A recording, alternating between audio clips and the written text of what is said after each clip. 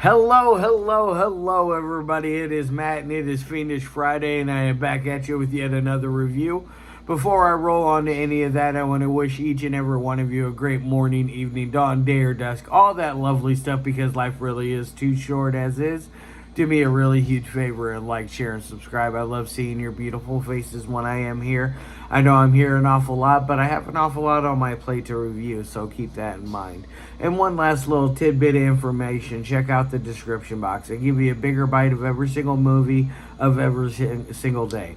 Today I gave you your brief synopsis, your starring cast, your director, your runtime of the cut I am watching, along with a link for a trailer. I am going to put a link on there for their website. It's down right now. I don't know what's going on with that, but I'm going to put a link for the website on there as well. So eventually you will have a place to where you can purchase this movie. But for right now it is down. But I will give you that link anyways.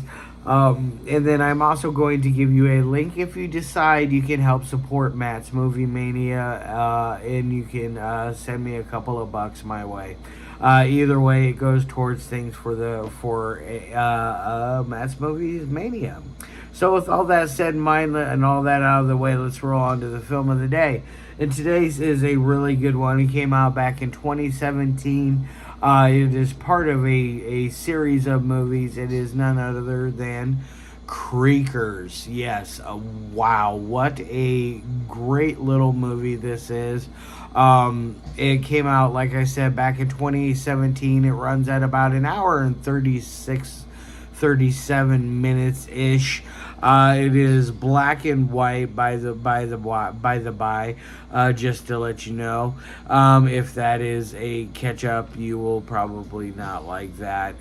Either way, I think it really added an extra effect to it. It made it even better, in my opinion, than shooting it in color. I think it made it even more raw and grittier than if it was in color, or at least I watched a black and white version of it.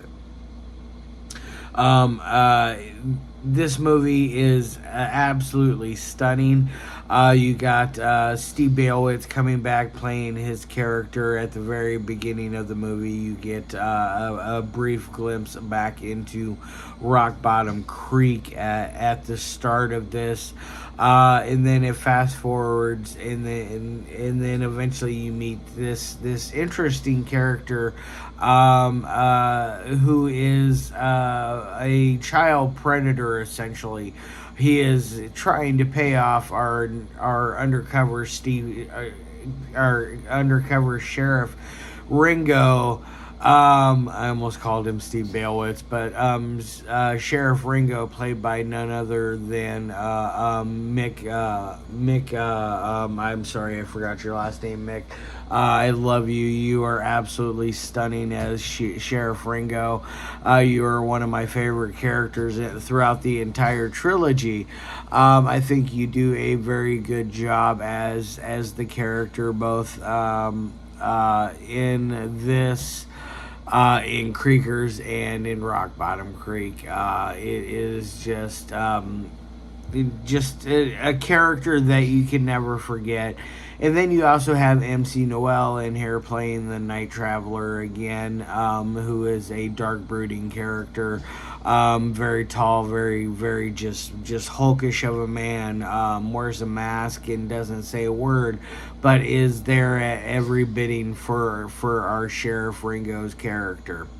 Now, Sheriff Ringo is undercover, and he is lured in this child predator, and he in with false hopes of giving him a child to molest and do whatever it is he wishes to do. Gets him to do it for $200. He comes back. takes him hostage, basically takes him back to where he's been hiding out because Sheriff Ringo has been kind of laying low because of things that have happened in both Creekers and in what's the second one, Creek County. The things that he has done, he is laying low because he has killed lots and lots of people, and he doesn't want to draw any more attention to him, even though he is still doing what he is doing. All the while, he has managed to have knocked up a prostitute that has requested $200 from him to get an abortion, which he takes the $200 from our creep that is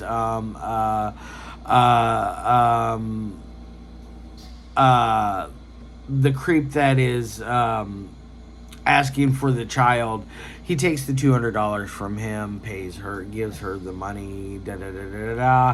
Our creep, therefore, has basically gotten into the head of Sheriff Ringo at this point, to where he has been played for one of the oldest tricks in the book, that the $200 that he essentially gave the prostitute was not for anything at all.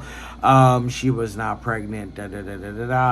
He eventually goes to meet up with said girl, and he eventually has a little throwdown with her. With mind you, there is some little tidbits of comedy thrown in here throughout that are just absolutely just expertly placed in places that you would not expect them to show up. And it is just absolutely hilarious, some of the things that they do. Sheriff Ringo has a fixation with caramels, and he wants to share them with the child predator, who does not want any of them because he has a toothache. And so and there is another thing to where he goes to urinate on another person, and he pulls off 2 pairs of underwear.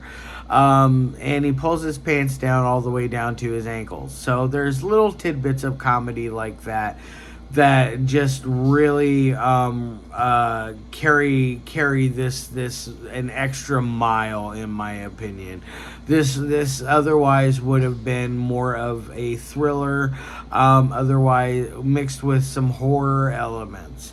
It is done expertly, in my opinion. It is the best out of all 3 of them.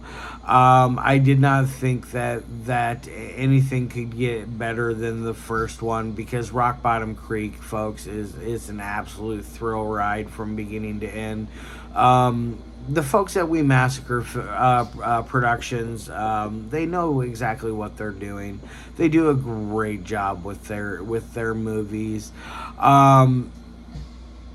This one has a lot going on for it. I don't want to share too much because I want you guys to watch it. That is, when I do my reviews, I don't like to give away a huge amount of the movie, because I want you guys to go out and check it out.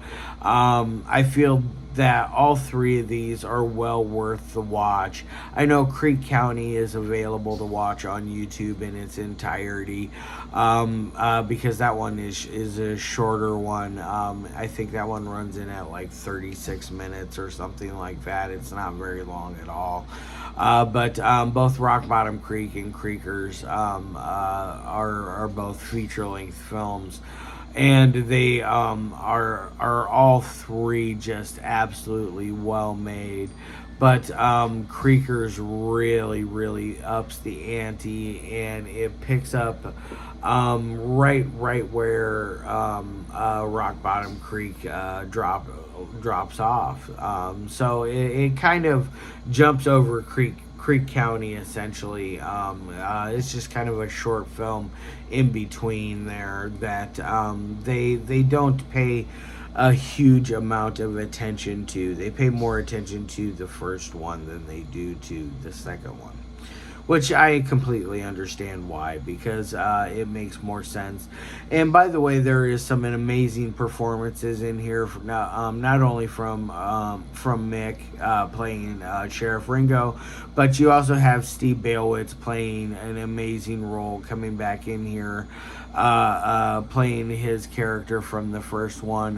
He has grown out a beard. His hair is long and scraggly. He is just a broken soul, because his girlfriend was killed in the end of Rock Bottom Creek, and it shows that he has come a long way.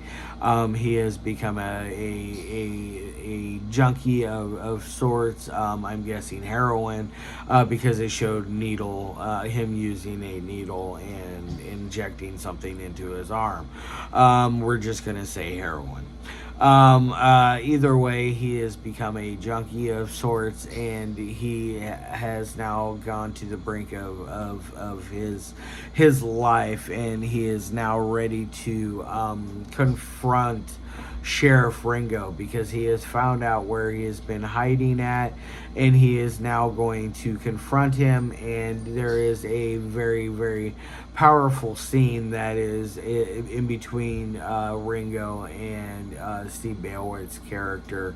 It is just absolutely just a powerhouse of a scene, and Steve really shows that he is a excellent actor, which I already knew that from watching not only Rock Bottom Creek, but also watching the amazing 2023 film Fist Swing 76, which I reviewed a couple of months ago.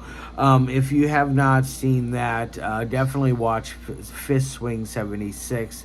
Holy moly, that is a jaw dropper. That is a 4.5 out of 5, 4.99999 out of 5 kind of movie. It is that good. That's how good of movies that they make at We Massacre Productions.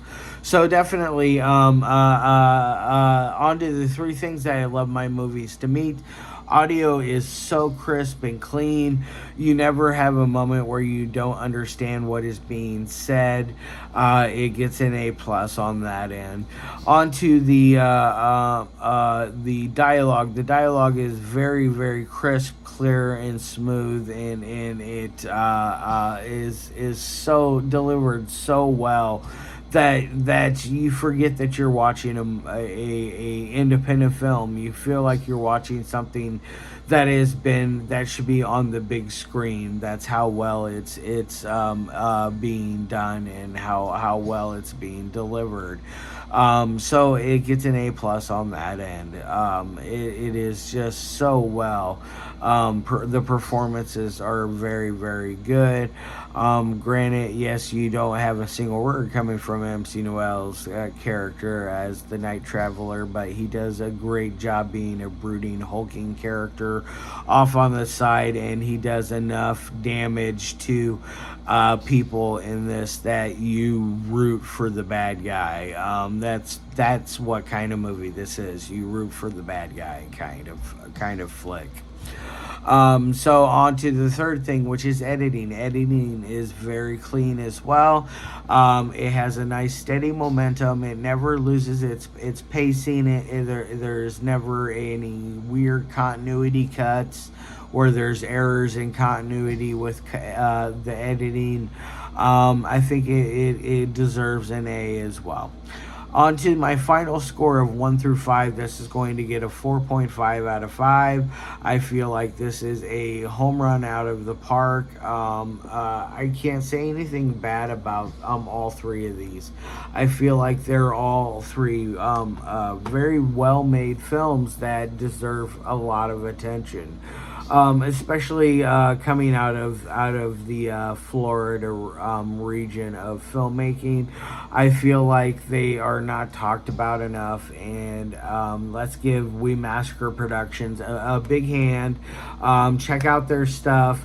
They are amazing filmmakers and know exactly what they're doing down there. All right, guys, love your faces, and as always, peace.